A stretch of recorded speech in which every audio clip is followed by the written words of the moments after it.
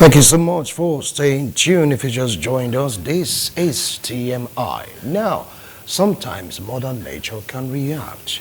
You get to see natural disasters. Some other climes you get to hear about man-made disaster. Boy, it has one or two things to do with a dam. You could say it's a combination of both. Yes, disasters, they do happen. But we'll take a look at the response time of the government of the day. This is day 26, and the people of Ekeke-Erah and environs, they have been suffering. Yes, we call this report, and we're like expecting the government of the day to do something about it, but as we're talking right now, it's like help is so far away from these people. Well, joining me via Zoom, yeah, virtually, is Comrade Fred. And I hear only Duro, yes, he's an Indian in particular community we are talking about, will be exrailing the plight of the people. Because you open dams, and of course the dam overflowing the bridge, scattering everything without adequate response from government. Come on, something just got to give. Now let's welcome Comrade Fred. Comrade, it's good to have you join us on TMI this morning. Good morning, Nigerians. Good morning, ITV. Good morning, Edo State. Thank you for having me. Right. 26 days ago, if I'm not making a mistake by my calculation or from my calculation, something dastardly happened in the community that we're talking about, Ekeke-Erah and environs, where the dam overflow was opened and bridges were dismantled, cutting off communities from other communities. But what is the situation right now, comrade? Well, thank you so much once again. The situation is pathetic. As we speak, the community are now forced to drink from the bad water that is being polluted, and they are not able to take their goods to the market. Even they are not even go to farm because the farm leading to their farms is already cut off. And as a matter of, is like a time bomb awaiting to happen, pandemic, because there's going to be outburst of cholera and waterborne diseases very soon. There hasn't been any tangible physical response. Though some government officials came, Edo Sema came, the chairman of the local government came, the House of Assembly representing our constituency came, but the people of Ekeke-Erah, what they actually want is a relief material, physical response, because in that community, there is no hospital, there's no light, there's no road, there is no school, and it's like we are totally cut off. There's no network to even make an emergency call. And we thought that an emergency is at least a next day if there is a delay. But this thing occurred on the 22nd of January 2025. Today is day 26, and as I speak to you now, the only relief material that the community has received was the one that we distributed, which of course was donated by a son of the soil in our place. His name is Barrister Enrique, who actually donated towards procurement of bags of pure water. We have to distribute bags of pure water, 20 bags per household for over 300 households, and that is the only relief material. And 26 enough for that water to get exhausted. And this is why we are calling on the relevant authorities. We are calling on the governor. We are calling on the Nigerian people. We are calling on them. We are at the verge of being wiped out from the map of this country. Because when we now drink that water and everybody dies, it means that it will be in history that Ekeke-Erah was once in existence. But God forbid that such thing happened under our government. So this is our cry. We are crying to the governor that he should please expedite action to ensure that Ekeke-Erah have their life back. Because where we are now, we are worse than people living in the prison. Because in prisons, you will see people drink good water. They have good medication. But in our place in Erah, we do not have any basic amenities. For the avoidance of doubt, you can all go to Ekeke-Erah or any Erah community, you will discover that the people living there are living by God's grace. Even this wooden bridge we are talking about, it was constructed consistently by the community at this time and age. I think that we need help. The outcry is that we need help. We need help to ensure that we have our life back. Okay, There you is just nothing hold it of us up. they could have to Before there was an overflow of the dam, was there a warning? Was a warning issued to the community that this might just happen, either on overflow or opening of the dam? Were you guys warned in that community? No, there was nothing like that. In fact, when I went to inspect that dam, I discovered that that dam is the worst dam I've ever seen that was poorly done. That dam does not have anything concrete. They were all mud. It's like packing sand together to get a river not to flow, and in the end, you call it a dam. That was not a dam. That's why there was no warning. This thing happened at 2 a.m. in the night.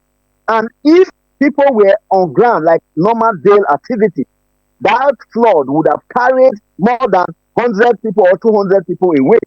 You understand? But thank God it happened 2 a.m. at night where nobody was around. Only the farm produce and the farmland that this thing now washed away. There was no warning because this thing was not properly done ab initio. It was not proper. It was a bad job. The records are there for anybody to go and verify. They were bad job ab initio. So that's the situation. About the situation, I saw a kind of a disturbing clip where a man was fetching water from a pond. Is that a pond or the river? And the people from that community, is that their source of getting water? Yes. Because there is no borehole in the community, they resorted to have been drinking that from that water from time immemorial. But mind you, this water is as clean as anything you can talk about. If you drop a pin inside this Ogidekwe River, you will see the pin. But until the collapse of this so-called dam, you can see the flowing of the water from that source have to be polluted from the source, and that's why the water is not drinkable. But unfortunately, as we speak, you can see people in that water just now. They are still using the water, and these people do not have any form of medication, even in our community. So you can see what we are going to expect if there is no urgent action taken right now to make sure that the people of Ekeke-Erah are not wiped out from the map of this country. So we need urgent medical attention. We need relief material. We need clean water. We need a borehole to urgently be sunk in that community so that the community can, testify that they are having a better life. That is the essence of democracy. If that is absent, it means that the people they are not going to enjoy it. But God forbid, we are going to enjoy this democracy. And I know that the governor is a listening governor and is watching and is listening now. He should come to our rescue. All right, now, have you ever considered, hold on, comrade, have you ever considered relocation, like what you said, the dam is not a dam? That would have given serious signal to the people in that community. What about relocating? Is that an option? Oh, are you saying relocating the community? Is that what you mean? Yeah, that's a question I'm throwing at you right now. Oh, no, that's our ancestral place. We have lived there for over 200 years. We cannot leave that place and go. Where will we go to? The only thing that the government can do is to fix the problem. Once the problem is fixed, it means that the people will live without fear in wherever they are living. We can't live, we can't migrate, we can't just suddenly wake up and leave the place. No.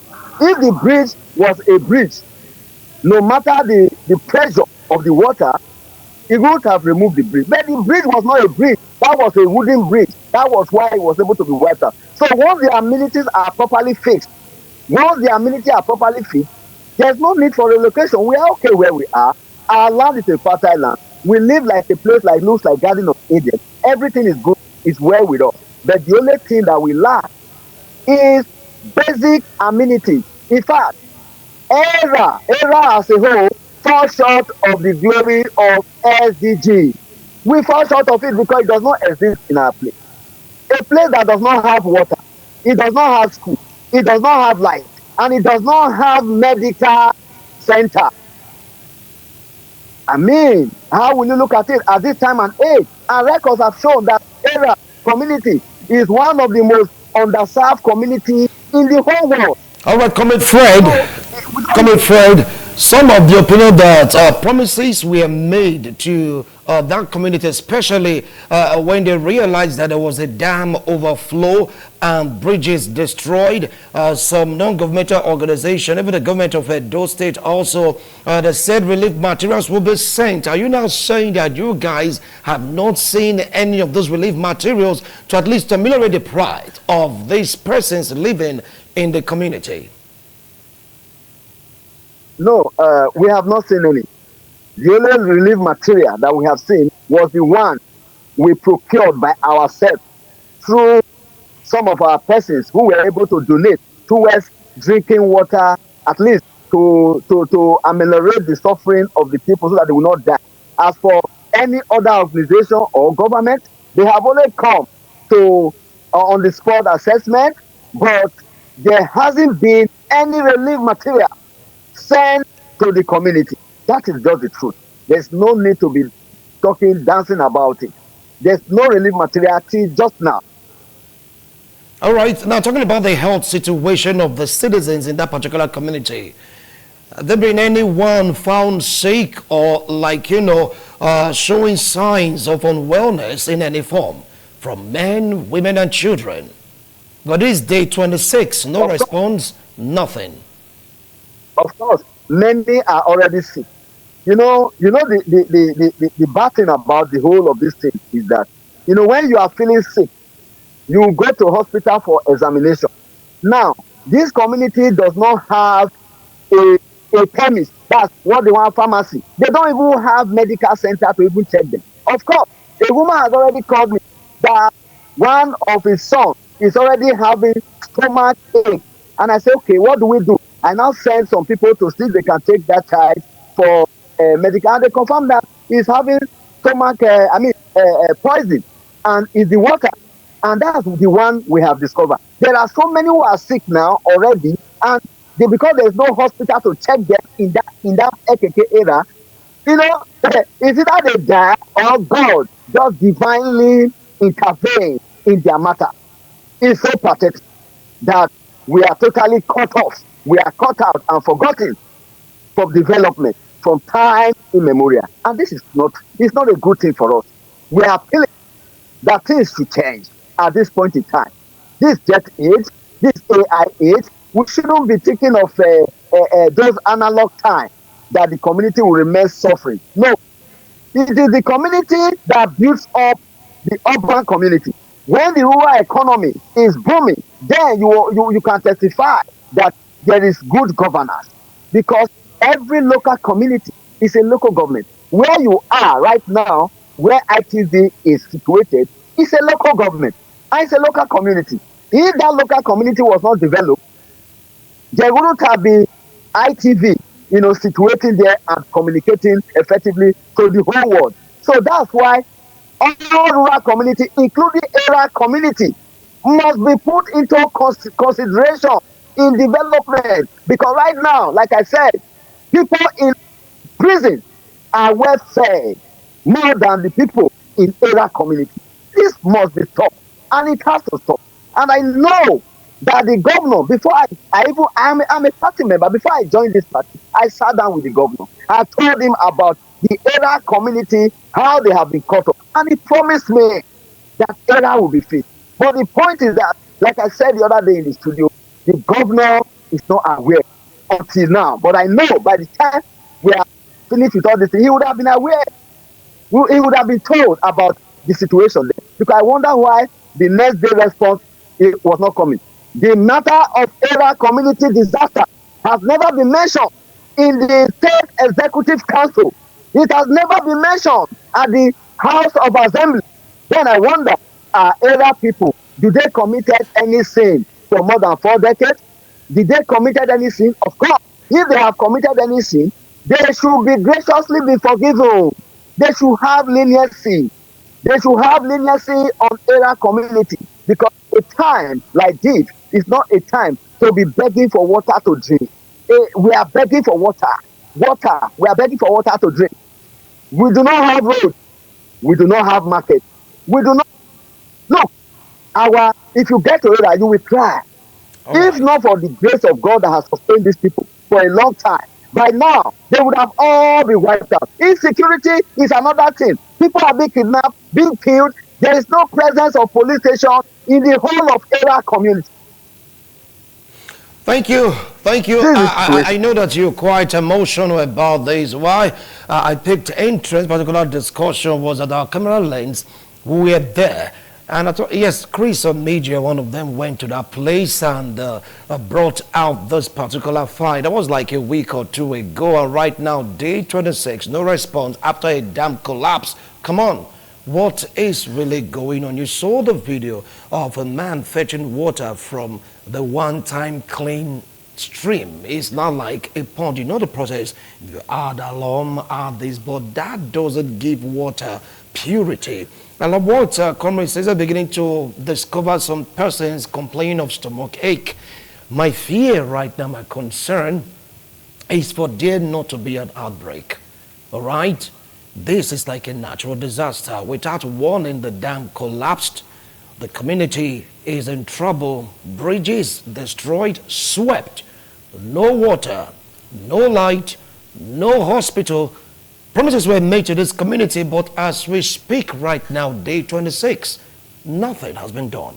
In other climes, you get to see response from government, from the federal government, from non-governmental organizations. These are human beings we're talking about, for crying out loud. No water, no water. The one they have right now, the one they are stepping on, is the one that they are drinking. And we are complaining bitterly to prevent this kind of cholera outbreak. We don't want to hear it mainly from that, because once they start there, God forbid, the propensity of it spreads to other community is very, very large. Please, the governor of Edo State, the Senator Mondo Pueblo, they are saying you are not aware, but we've been clamoring for you to respond to the plight of those people, because God forbid there's an outbreak of cholera, pandemic occasioned by the dam falling or opening, overflowing or being destroyed, and bridge washed away, source of water destroyed. Tell me, it will really tell good of this administration. Comrade Fred, thank you so much for spending time with us on this particular edition of TMI, and I hope and pray that the government of the day will respond quickly, because day 26, time is ticking. Time is ticking. I pray help will get into the people. Thank you once more, comrade. Thank you for joining us. Thank you for having me. Thank you so much.